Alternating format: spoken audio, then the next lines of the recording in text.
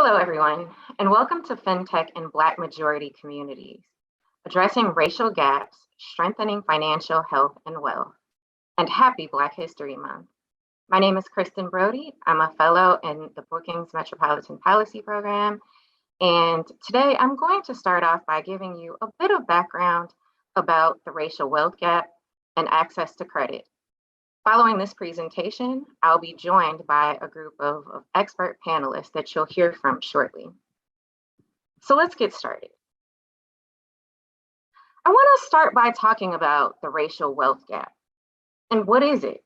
What is wealth? So wealth is a measure of all of the assets owned by a person, community, company, country, and is determined by taking the total market value of all physical and intangible assets owned, and then subtracting all debts.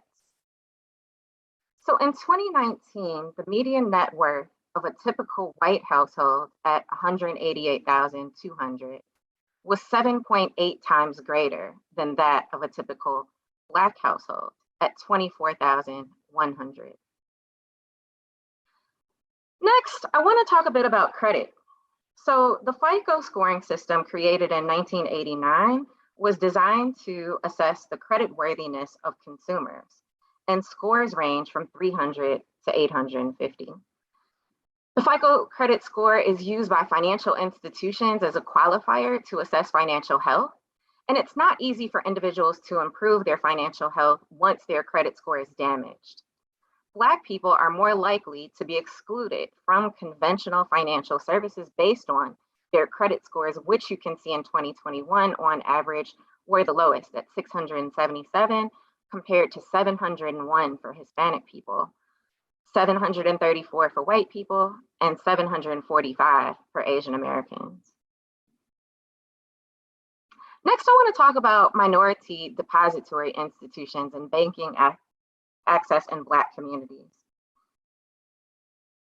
So on December 31st, 2020, the FDIC listed 142 minority depository institutions located in 29 states, Guam, and Puerto Rico, with cumulative assets of $287 billion, which may sound like a lot, but for context, TIAA alone had $280 billion in total general account assets in the first quarter of 2021.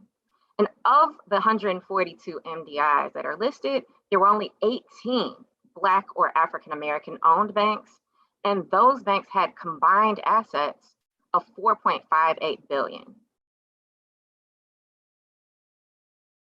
And now let's look at banking status percentage by race and ethnicity in 2019, which is related to the previous slide about the very small number of Black-owned banks that we see. And so according to this slide, we see that Black people have the highest rates of being unbanked or underbanked and the lowest rate of being fully banked.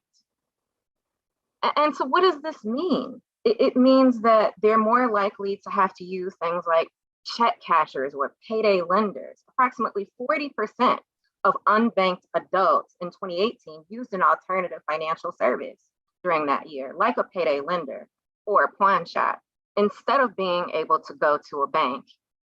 And we know that there are fewer banks in Black majority neighborhoods. And so let's look at just that. This information is from a paper that I co-authored with Matt McConis and Amin Alzad. And so this is figure 1 from that paper.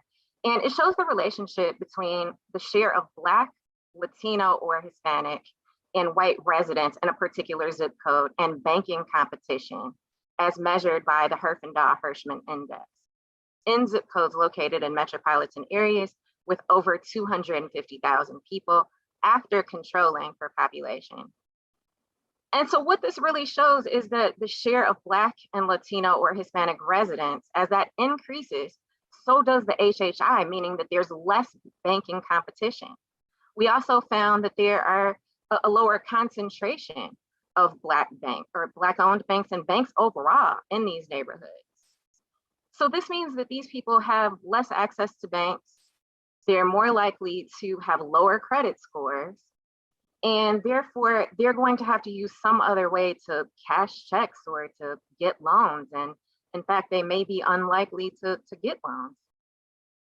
So now I want to introduce our panel to discuss how fintech companies can mitigate these gaps, provide tools, and strengthen financial health and wealth.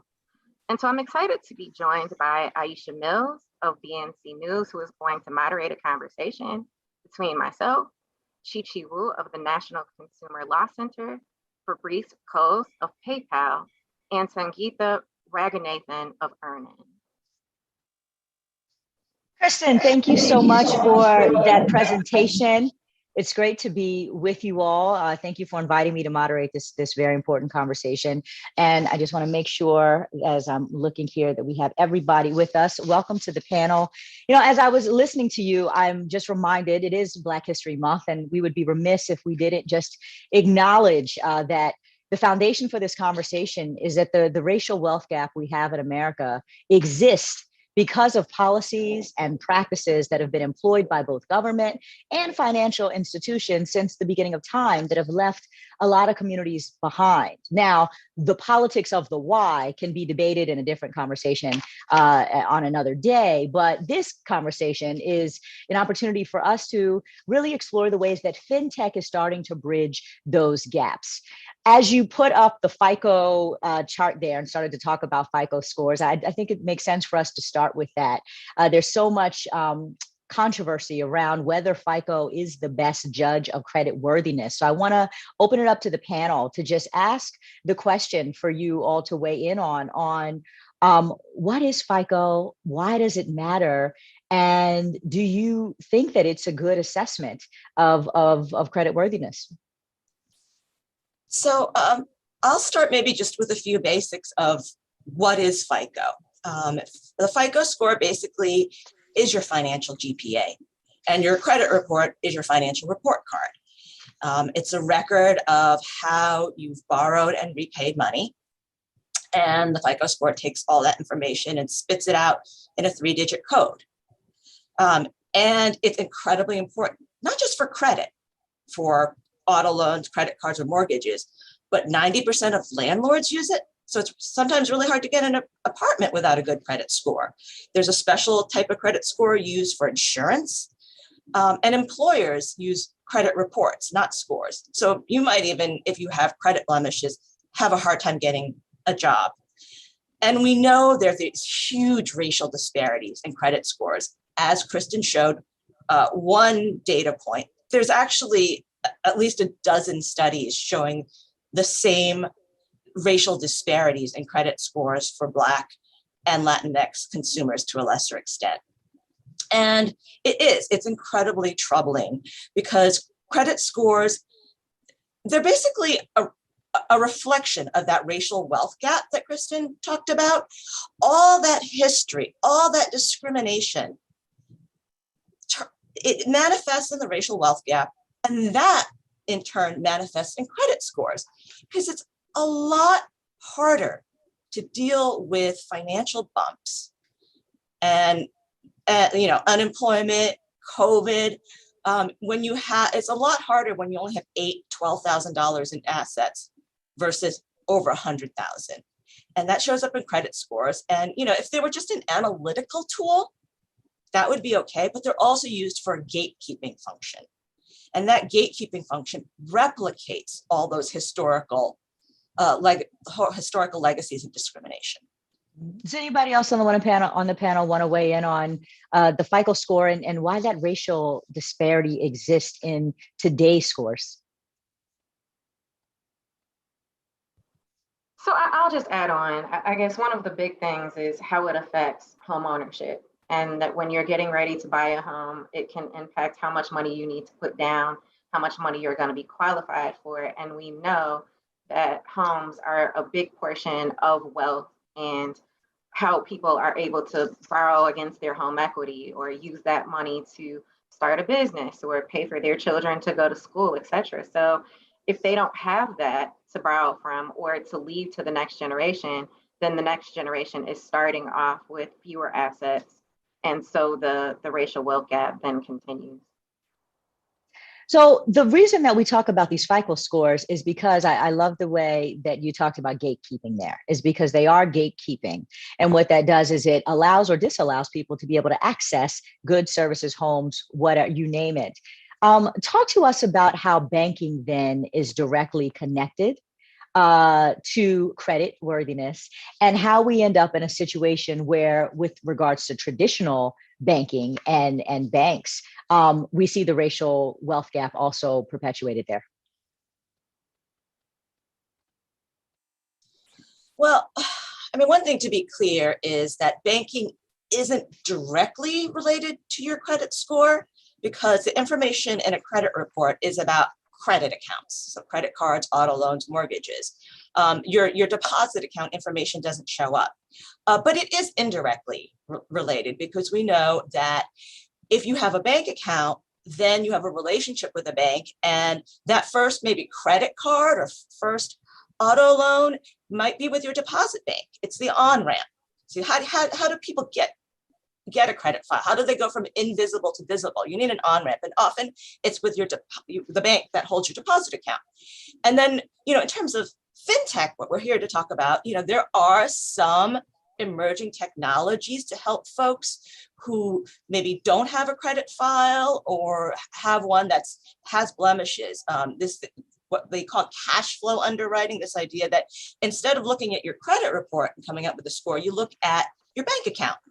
The credits, the debits, what your cash flow is looking like, and that is promising. It also has risks, obviously. I mean, that information in your bank account is incredibly rich, it's incredibly sensitive, and we want to make sure that when consumers share it, it's totally because they want to, they know they're doing it, and that the information is not abused.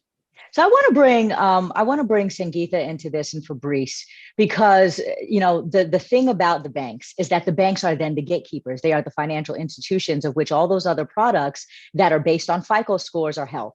For the most part, you're not going to you could get a mortgage from places that aren't your deposit institution, but oftentimes you do get your mortgage there. I'm curious from a fintech perspective, as we think about access to digital banking, could the two of you talk a little bit about digital banking and the merits of it, and the way that it might be bridging the gap, particularly in Black communities who we know are underbanked, if not unbanked altogether? Sure. So I can start off and then jump right in. Sure. So, I think previous financial services were really focused on communities that were really defined by geography. So you really only had access to, a bank or a store within the few blocks of where you lived and worked. That means if there's only check cashing and payday loans in your store, that's what you're going to use. No one's going to travel for an hour to go get free checking. What fintech really does is it enables community based on consumer segments rather than geography, and that just provides a lot more options to people. Today, anybody with the phone has access to the same high quality services, whether it's in the Bay Area where I live or whether it be in Detroit or Tennessee. It's really community and banking based on technology, not based on geography.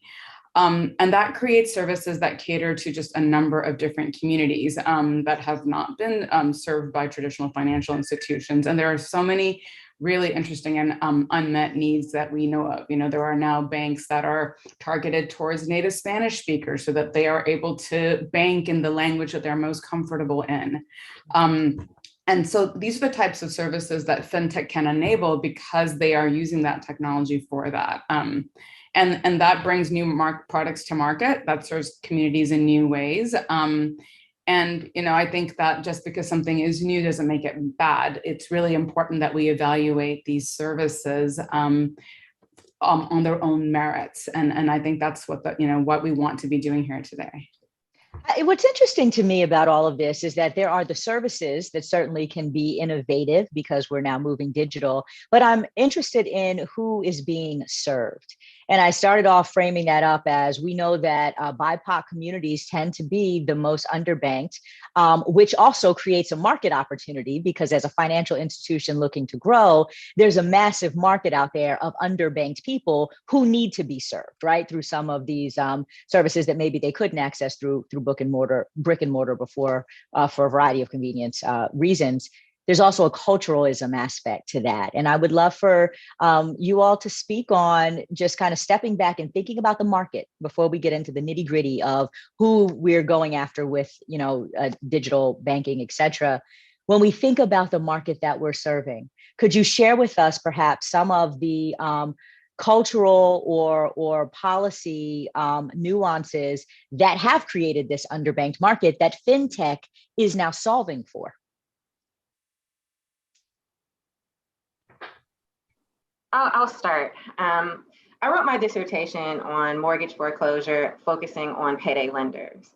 And so we're not talking about mortgage foreclosure here, but in that study, I found that payday lenders are overrepresented in Black majority neighborhoods, that there are more of them in lower income neighborhoods as well, and fewer banks in those neighborhoods. So people could actually go there and talk to someone and feel like they were receiving valuable information. There was information posted on the wall that had some of the interest rates. So it seemed really clear, but people would get themselves into debt in ways that they could not get themselves out of. And so some people were more likely to do that because they could actually go there, where with online, it could be kind of unclear, right? So I don't want to speak for the fintech folks. I'll let them talk about their products, but just because something is face to face and there's someone standing there talking to you doesn't mean that it's better than something that you access online. So we need to make sure that people are financially literate, that they understand the products that are being offered, that they understand what the repayment plans are, what the penalties are. All of those things are important. Mm-hmm. Kristen is also getting to something that I think is really important here as we talk about Black communities, especially, but other minority communities, is trust. There's so much distrust in the financial services systems because so many communities have not regularly accessed them and had a culture of relationship with bankers, for example, that I'm curious, how these newer, more accessible fintech practices are actually able to cultivate greater trust and transparency to the point that Kristen was making there. So I'll jump in with a few thoughts from the perspective of a consumer advocate. I think Kristen is right that some traditional brick and mortar institutions have not engendered trust with BIPOC communities. And one of the leading reasons is overdraft abuses, right? We know that Black and BIPOC communities are disproportionately affected by overdraft fees, and they have drained billions from consumers. On the other hand, though, we also know a couple of things that stand as barriers to any promise of digital banking, really overcoming these gaps of lack of branches in BIPOC communities. So, for example, one really important and obvious barrier is broadband access. You can't do great digital banking if you don't have broadband access. We know some of these communities really lack broadband access, not just the physical infrastructure, but broadband costs money. And so, for example, the broadband benefit in the American Rescue Plan is incredibly important for banking. And we need to see that continued. Low income and BIPOC communities need that broadband subsidy so that they can engage in the internet. We also know that some communities and some low income consumers need more high touch support when they are engaged in financial products. And, traditionally that may have meant brick and mortar, and that still might mean brick and mortar. And so how do you make sure you provide that level of support to consumers who need it? So let's talk about the tools themselves, and how these tools and resources that financial technology companies are offering are providing kind of fresh access to, one, credit products. That's really important, and certainly banking writ large.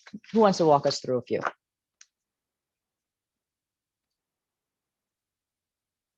Fabrice, I'm going to bring you in because we haven't heard from you. We have you? Fabrice, you're on mute. Fabrice? He's delayed. Okay. Yeah, so walk us through. I mean, I find the innovation to be interesting because, one of the things that people have a tough time with because of lack of financial literacy, it seems to me, is understanding, well, this is how my checking account works. And now there's this maneuver, for example, when I go and I swipe my card, there's something that maybe can put cash into savings. I keep the change and it goes over here. Or maybe I didn't know that I could actually take my debit card and be able to use that and leverage that in a way that I could get access to another product. I don't know if I'm breaking up. But I actually had a client that was a bank up in Boston, based out of Boston. And one of the things that they were trying to innovate around was, wait, I don't know if that's me. You guys hear that? Is that Fabrice? Fabrice, I think we're having a tough time hearing you. Not sure what's happening with your connection there. Speaking of broadband access, I think Fabrice is going to go ahead and dial in using the phone for audio, and then we'll come back to him. So just in terms of how we're innovating with tools to meet community need by using digital banking in a way that people are able to transact in ways that they didn't transact before. I'm curious what is out there and what's happening in the marketplace. I'm happy to share just one, an example, really of what's going on. So, I think, as you noted, it is really important to understand who these customers are. According to the CFPB, actually, there's about something like 40 million credit invisible in the country. And they need options that are available to them beyond what is offered to people who are financially secure. So one option that I think, my company offers is, we have a couple of products, but one is early wage access or earned wage access. Just to kind of take a step back and talk about who our customers are. This is through survey data, but our customers are about 69% female, 29% male. 44% are about 18 to 34 years old, 35% are Caucasian, 32% are Black, and 17% are Hispanic. So significant usage by underrepresented communities. Financially, 70% make about between 20,000 and 75,000 years. And really our top industries are retail, healthcare, and customer service. So what earned wage access does is it provides people with liquidity based on their earned income. It is by design a non-recourse service, meaning that there is no debt collection, there is no credit reporting, and there are no financial repercussions if a customer is unable to repay. There are no interest, there's no interest, and there are no late fees. And that's a different financial product than really what's out there in terms of what payday lending or check cashing, I'm just flipping the words. And so, it's interesting because it serves our community, and we've heard this from our community, that it really helps them for kind of small purchases that are incredibly important to their life, such as, the top reasons that they cash out are buying food. It's to pay for gas, and that's specifically gas to get to work. It is to buy diapers and sort of children-based needs. It's to avoid overdraft, which I think Chi touched upon in terms of the cost of an overdraft fee, and it's to pay rent. So it's typically not luxury items. There are items that really are day-to-day needs for these consumers. And could you explain to us, if I am so curious how you're able to do that. My ears perked up when you said that this is that there's no interest, that there's no credit reporting, that there's no collection, that happens here, right? And one of the pushbacks that traditional banks often have to servicing communities is that there's risk involved. And there's always this conversation about risk. And I clap back and I say, well, look, you're always going to zero out something on your books, right? And so it's really about the will to mitigate a risk.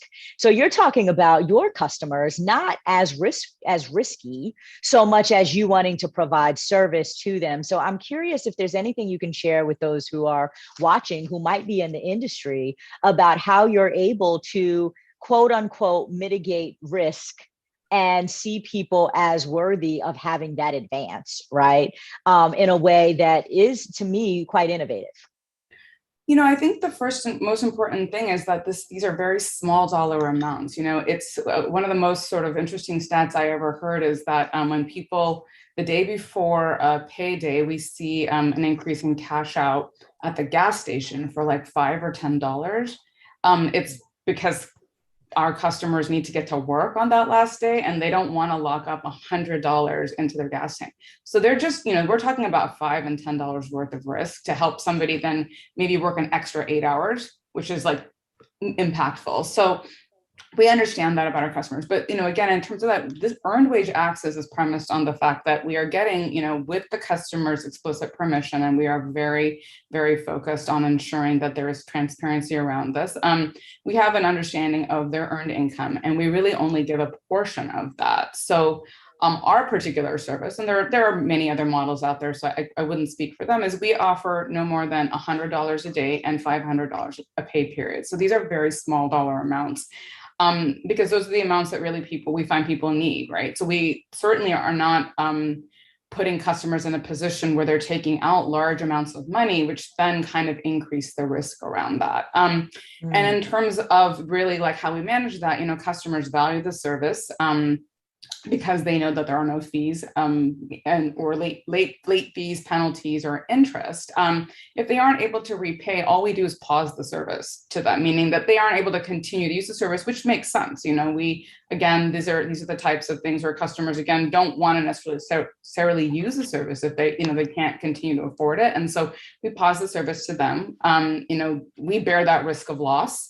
But we find that, customers, because it's a valuable product, make very intelligent choices about when to cash out and why they're cashing out. Our customers know down to the last penny what's in their bank balance. Like, I don't know that any of us could say that or are so budget minded. And they're incredibly responsible about their usage of the product. I don't think we give people enough credit for really understanding how to manage their finances best.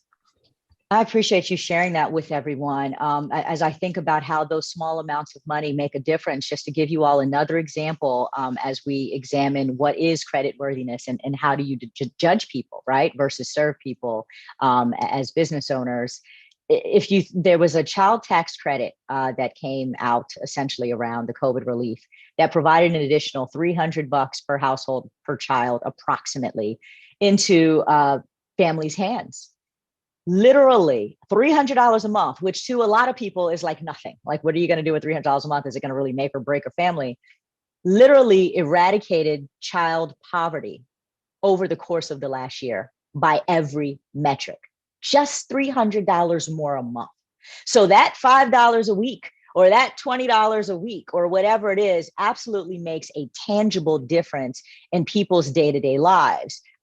Really, really important stuff here. Fabrice, I know that we had a little technical difficulty with you. I want to bring you into this conversation because we haven't heard your voice yet. I know you were trying to share something with us. Welcome back. Please jump in.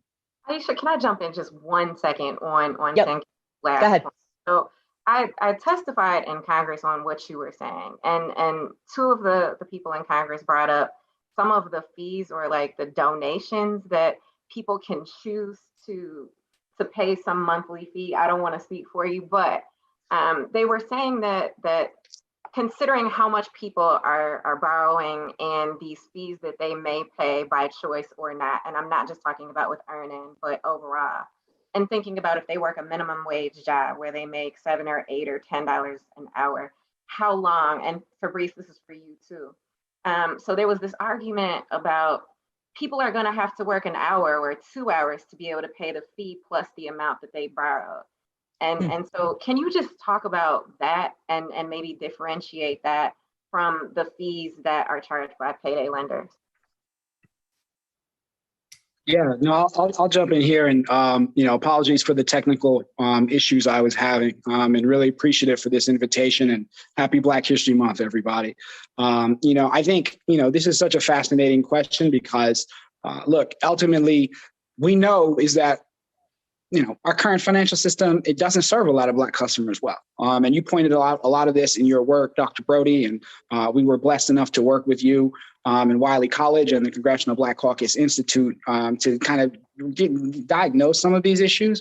But I think at its root, look, there's centuries of financial exclusion that can only be remedied by intentional financial inclusion. And I think that a lot of that, especially in the context of the conversation we've been having in the past few minutes, has to do with different factors. Yes, product selection and design, but business model design as well. And so I think when you're speaking for PayPal, when your secret sauce is kind of a two-sided platform, it pays to keep your customers engaged. And it's always something that we focus on here at PayPal. And so, having products that are unaffordable, is not good for the merchants or the consumers on our platform. And so, that's one thing I'll add is that I think FinTech, has provided opportunities to rethink the delivery of financial services. Again, as you point out in your paper, Dr. Brody, some of the drivers of wealth, have to do with things of access and financial health. So how you do payments, how you do lending, how you discover the transfer of value, how you do financial planning. Those things matter. Those designs matter. And so business model selection by the provider, I think actually is very connected to the financial health of the user. And that's something we think about a lot here at PayPal. And, we're deeply committed to improving the financial health of consumers. It's a part of our ethos and our mission, values, and vision. We like to create these products in partnership, with not only with our regulators, but also community groups and others. So I think having that big picture foundation and orientation is a critical part of the secret sauce here. So Fabrice, I'm gonna poke at you a little bit about this. Give us some concrete examples of a product or so that you feel bridges that gap through PayPal. Yeah, no, absolutely. I think that, again, business model design, leveraging the strength of our two-sided platform, during the pandemic. I can give you two examples. One, as a channel for PPP loans, a lot of the PayPal delivered loans were over-indexed in the majority of the top 30 counties that have the highest density of Black business activity. And we know how hard Black businesses were hit during the pandemic.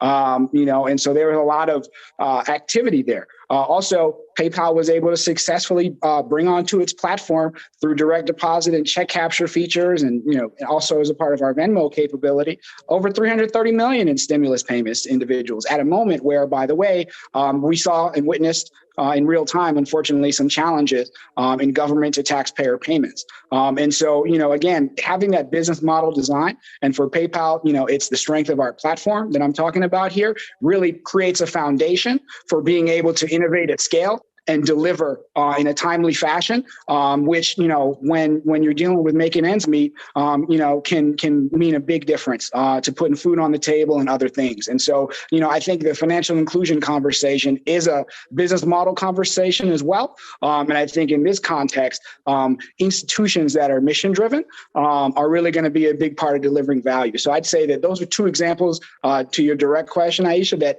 I think really underpin this point that business model design can permit the conditions for very quick design and delivery of financial inclusion products at scale. I want to come back to the ending point that I think that Kristen was making about how some of the business design and the models that we're seeing online really mimic or mirror what we've had in kind of the traditional financial services world. And so when you have, say, a pay for online payment program, how does that differ from layaway? Or how does, the terms of that differ then from what we know as traditional payday lending, but because you're doing it online and we're calling it fintech, is now feeling like something else. So could you all speak to how fintech services might either just mirror and bring online the practices of before that are controversial, frankly, or are innovating in a way that, because of perhaps saved cost or greater access or scalability, are able to bring the consumer a better product and tool than they were getting through brick and mortar? So I would love to speak to that, and make the point that, and sort of following up on Fabrice's point about product design. The design of credit is what can make it either very helpful or very harmful, right? Credit in and of itself isn't a bad or good thing. It's how much it costs, how the repayment's structured, how it is underwritten, and whether or not it's via computer or storefront or what is less important than those factors. And so some of the new fintech products might be useful. Others we find very problematic and does have characteristics of other types of lending that we have criticized. So for example, and here's why I'm going to get a little spicy, on earned wage access, we do find it problematic for a couple of reasons. Number one, Dr. Brody, you asked about how do you assess risk and why isn't this risky? Earned wage access isn't risky for the same reason payday loans aren't risky. It's lending based on assets, not ability to repay. With payday loans, it's that check, that post-written check, or nowadays that ACH debit, that is the security for the loan. For earned wage and access, it's the same thing. It's that ability to hit that account right away and get that money and stand first in line that makes it very unrisky, but makes it problematic for the consumer. Because what we're dealing with is consumers who have too much month at the end of their paycheck. They're not making it to the end of the pay period. So they need to borrow, and they're either borrowing from payday lenders or they're using earned wage access. And that's problematic because you're lending based on not ability to repay. Lending should always be based on ability to repay. That should be the touchstone of all lending. And when you lend based upon security, whether it's the house or the ACH debit or the tax refund, it gets problematic.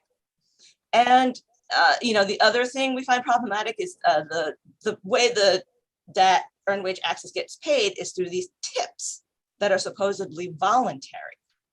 But the product is structured so that you have to, the default is you do pay the tip and you have to opt out, and and so there's all these tactics to get the consumers to pay those tips. And there's the law out there is even if the fee is voluntary, it's still a cost of the credit.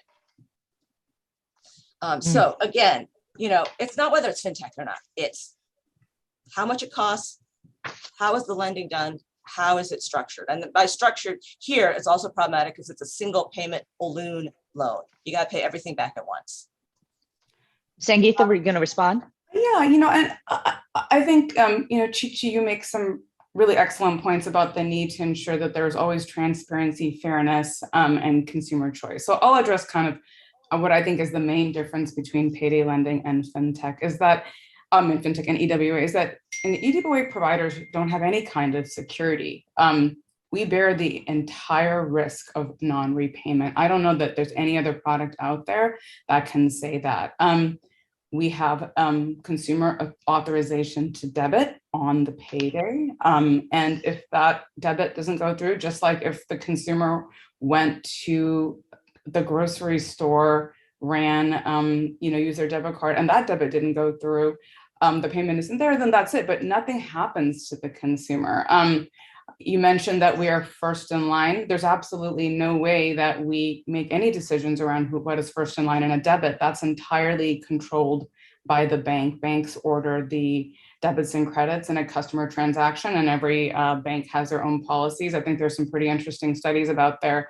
One professor ran a simulation and he found that there's, like 40 1,000 different ways a bank can order a transaction. So we are absolutely not first in line. We are a debit like anything else. If that debit doesn't go through, nothing happens to the consumer. And that's such an important difference between us and payday lending.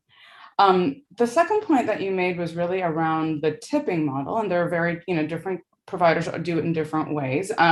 My company operates on an entirely voluntary tip model, and I wanted to just share some statistics really around that, just to kind of frame for you really like what that means. 11% of our customers have never tipped anything.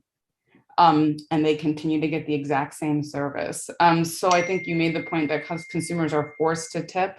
They're not, they choose not to tip. And I think it's really important in a service to empower consumers and give them choice. And that's what we do. We don't assess a $35 overdraft fee if a consumer overdrew their account by $2. We give the consumer choice. The fact of the matter is 11% have never tipped us anything, so they certainly are able to exercise that choice. 60% of our customers haven't tipped at least once, and we have lots of repeat customers.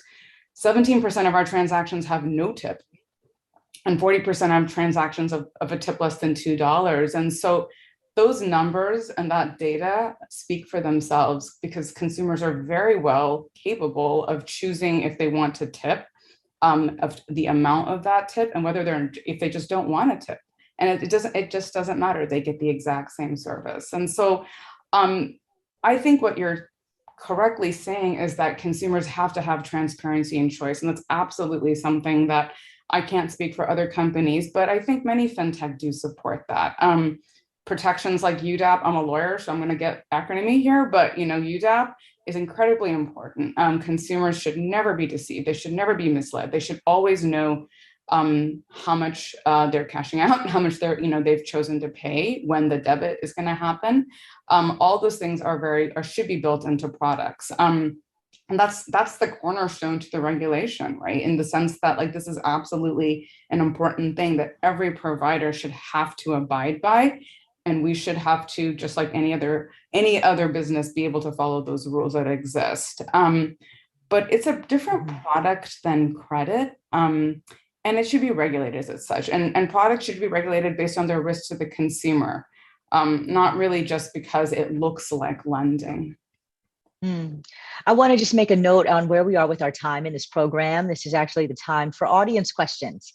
So we're going to open it up. And if you have questions that you'd like to submit, please go ahead and do so now. And those are going to be gathered and monitored. And we'll try to get in as many as we can. And I'm going to ask one that we do have already from an audience member. It just kind of follows along some of what Sangeetha was saying, both Shishi and Sangeetha actually, about that transparency and the choice with regards to consumers. I think this is from Rael Jackson with Real Men Charities, the program director there. And I'm going to paraphrase here, but they're essentially asking, what is the plan, given that there is cultural nuance here, societal nuance for the communities we're talking about, the BIPOC communities who are underserved? What is the FinTech plan to connect with Black families and communities beyond just saying we have these products and this technology, but really trying to be partners with in terms of educating and making sure that they understand what they're accessing and getting the word out to folks? So I would say that the barriers and the problems aren't just cultural. They're structural. The credit invisibility, the lower credit scores, they're a result of structural racism and they're a result of intentional discrimination from decades and centuries that have led to a position where Black communities don't have that asset and wealth. And in order to address that, there need to be intentional policies to reform and change things to make up for the decades and centuries of intentional discrimination. So, thinking about things like special purpose credit programs that are targeted at helping Black communities, down payment assistance, looking at scoring models that are designed to reduce those racial disparities, rethinking about how we analyze creditworthiness. I think those are all things that anyone who wants to work in this space to reach out more and help lift Black communities should be looking at. And I just to take 30 seconds to respond on this issue that earning wage access isn't credit. Non-recourse loans are still credit.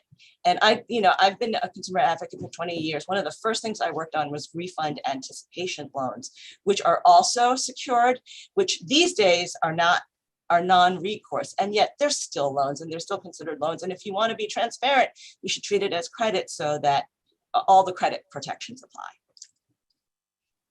We're getting into a conversation right now that actually is regulatory, and we haven't touched on federal regulation yet. And so we do have a question from an audience member.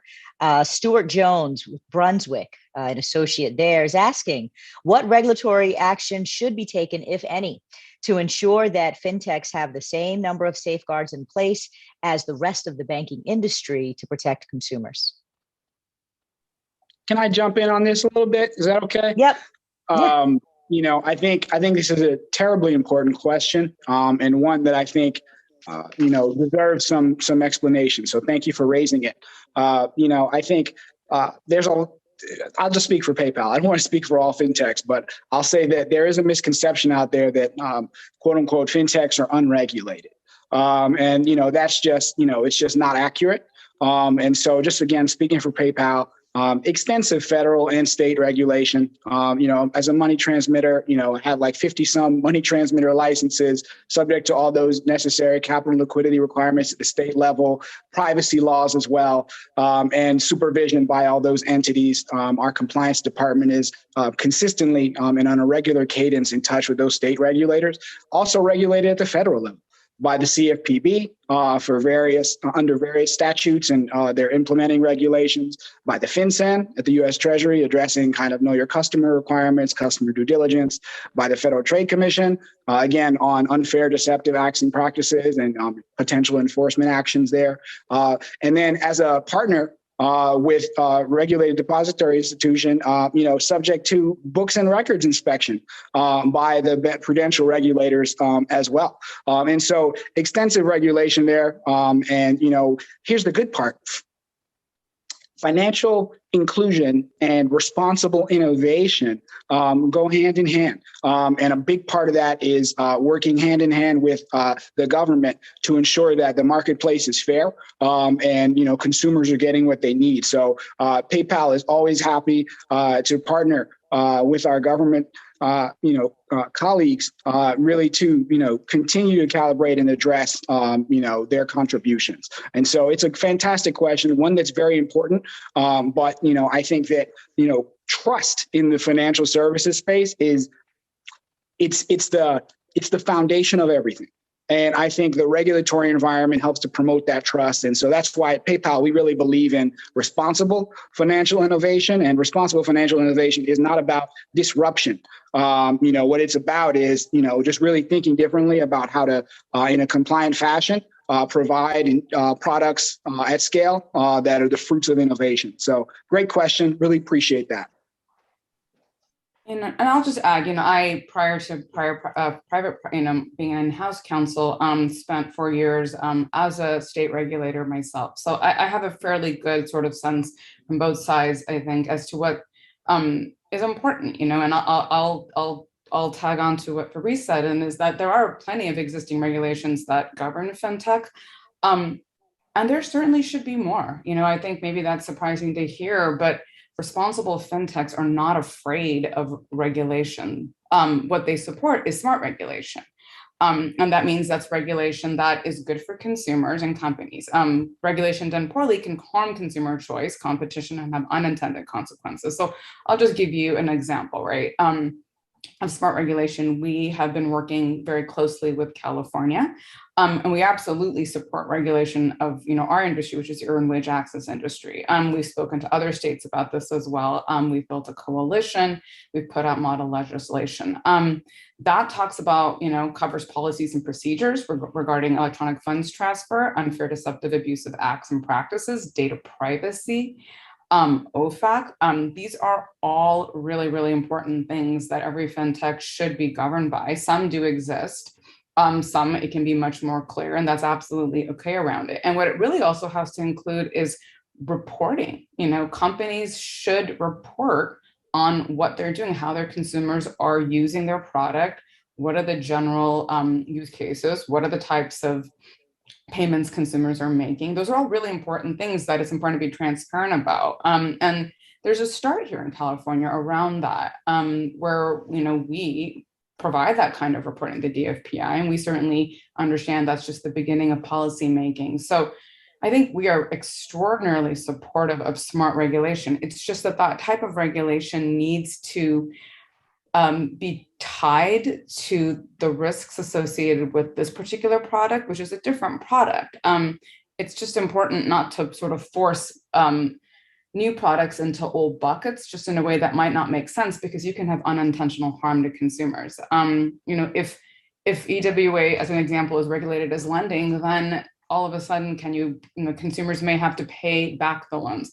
They may have to go to credit report. We may have to report to credit bureaus. We may have to provide information that's going to harm the consumer from a credit standpoint. And these are customers that are, just beginning to build their credit.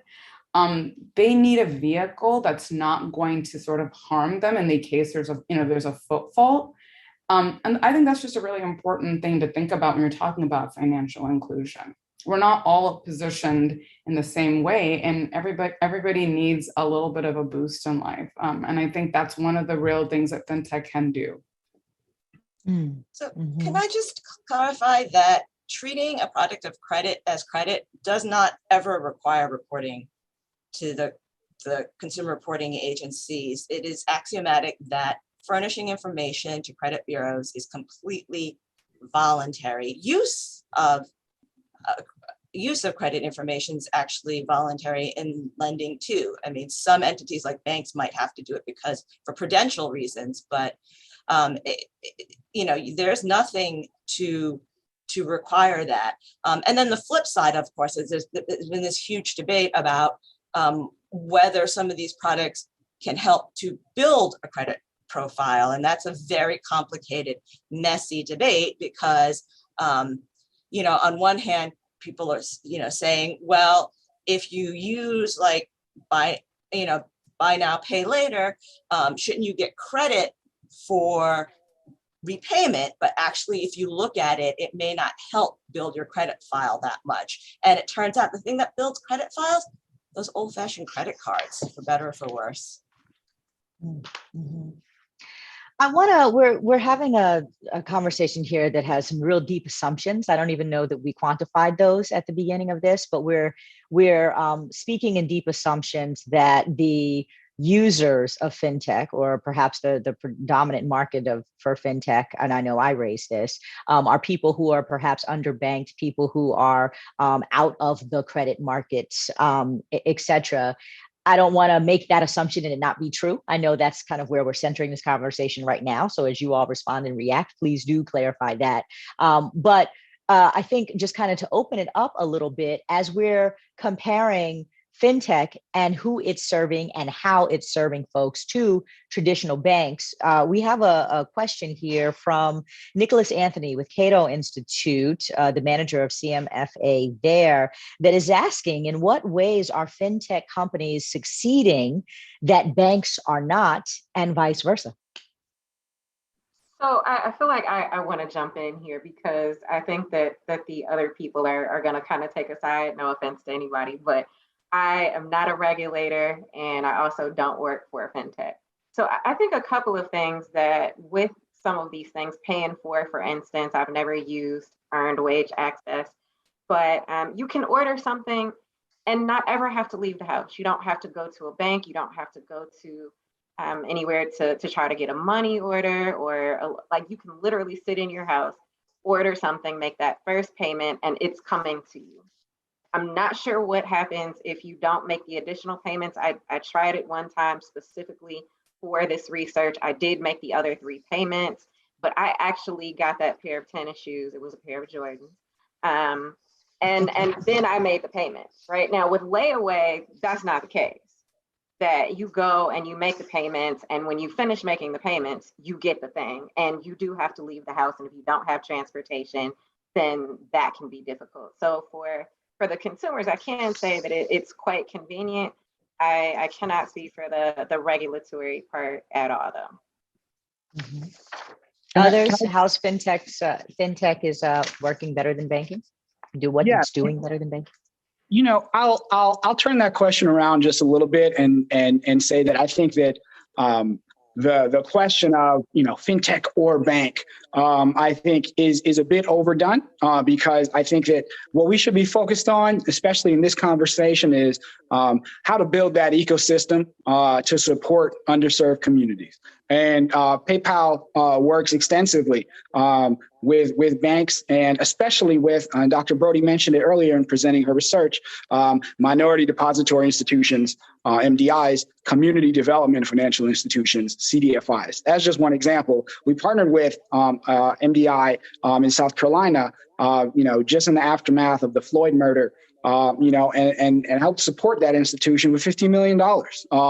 And then, I think that helps to support their financial health and helps them carry out their mission, which is to serve households and small businesses and promote access to capital. So, I don't think that it's an either or situation. I think that partnerships actually do help drive proper outcomes in this area. And we shouldn't lose sight of that, because I think in the press sometimes, there's this either or dichotomy that's explored, and I certainly understand it, but I think that we shouldn't lose sight of the power and transformative ability of partnership as well to help deliver on some of these outcomes. It's the outcome that matters as well. There are competitive dynamics, clearly. It's a marketplace, et cetera. But we shouldn't lose sight of the fact that there are also a lot of cooperative engagements taking place, and cooperation between fintechs and MDIs and CDFIs in particular, is still in the relatively early innings, and there's a lot more of that to come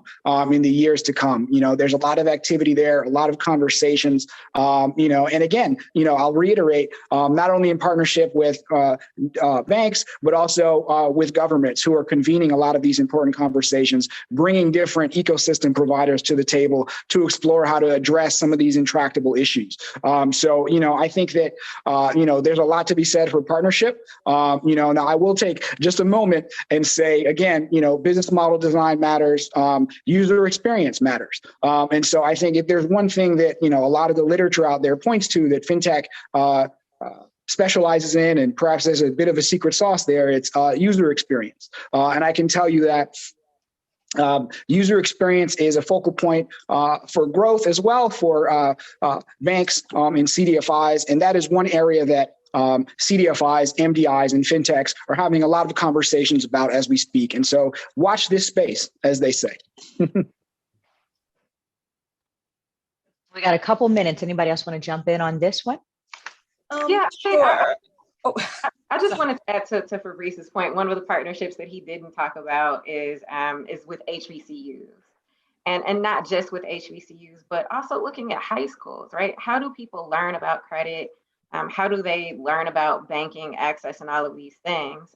So PayPal did partner with Dillard University and with Wiley, so that we could do this research, right? And so that this research could be shared with Black college students who I found, I won't speak for anybody else, but I've worked at several HBCUs and just found that they didn't have all of the information about credit or about loans, things that they've already taken out, that they didn't really understand how it was going to impact their credit, how they were going to have to pay it back later. So I'm appreciative of that work that PayPal has done. And I think that more needs to be done, not just with colleges, but with high schools, so that people can learn about credit and all of these products before they actually start needing them and using them. Mm-hmm. And I just wanted to say that I really appreciate the question, because I think you're absolutely right. We are assuming that fintech is being used by underserved communities, but that may not necessarily be so. We were surprised to find a study that the vast majority of folks who take out payday loans, you would think they were, credit invisible or underserved. They're actually what we call thick file consumers. They're folks who do have credit cards. They've maxed out their credit cards. They're struggling consumers. And what they need isn't payday loans. It's actually what Kristen said earlier, the child tax credit, stimulus payments. We saw credit scores rise a little bit in the pandemic. You know why? Stimulus payments. People who needed money got money. So at the end of the day, what struggling consumers need isn't better credit, it's money. It's child tax, it's stimulus, it's all those things. Well, I think think all that, align that the minimum wage definitely needs to be adjusted upward. and that is a good point to leave us with. Thank you all for joining this really rich conversation. I wish that we can continue on. I'm going to turn it over now to Brookings. Thank you. So thank you to Aisha for moderating this conversation. Thank you to Chi Wu, Sangeetha Raghunathan, Fabrice Coles, and all of you for joining us. Hopefully you've learned something about credit and banking. You've heard from two sides that agree on some things and disagree on others, but overall come together to provide access to banking and hopefully to lower fees, maybe, I don't know. I guess I can say that now that it's over. But thank you everybody for coming this afternoon. Thanks for watching. Be sure to like and subscribe for more videos from Brookings.